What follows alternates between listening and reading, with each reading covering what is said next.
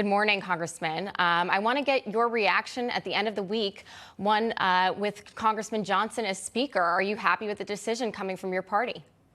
Absolutely. Mike Johnson is a strong conservative. He's a constitutional law expert, and he's also a good guy. And I look forward to Mike Johnson and serving as Speaker. I think he's going to be a great Speaker. I think he's going to lead us with conservative values, and that's certainly important. And I'm looking forward to his time as our Speaker.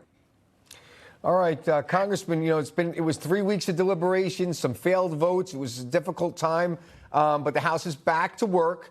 But there are still some members at odds. Can we just take a quick listen? Israel has a right to exist, a right to defend itself. We have members in this body that do not believe that. Members in this body that cannot muster the courage or the strength to condemn the slaughtering of babies. Powerful statement there. The floor already passed a resolution, from what I understand, condemning Hamas, but 10 colleagues voted against that measure. There were some prominent names there. So what do you make of that? The failure to condemn a terrorist organization by members of the House of Representatives.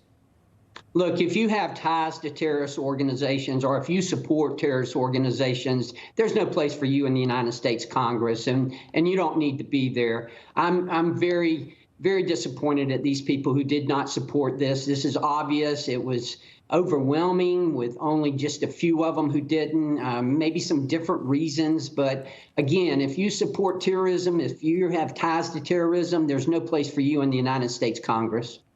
Right. At one point during Mike Johnson's speech, he was talking about the southern border and another issue the House is very divided on. The Democrats did not stand and support his efforts. I mean, are you at all concerned about the escalation of the war in Israel and our national security risk at home with the southern border? Oh, no question about it. Listen, that is a porous border. I mean, people are crossing that, and we would be naive to think that they're not terrorists who are coming across that border with the intention of hurting us. This is ridiculous. This administration has turned a blind eye to the border. They are not doing anything at all to protect us. And we're just welcoming in people who truly do want to hurt us. And that is, the number one responsibility of our federal government is to protect our homeland. And we can only do that through strong borders, through secure borders. So this is just ridiculous what this administration is doing right now. Yeah, Congressman, I think that the overwhelming majority of Americans would agree with that statement. No one seems to understand why we have an open border, especially in light of everything going on in the world right now. But we're going to have to leave it there. Congressman Buddy Carter, thank you so much for joining us. Thank you.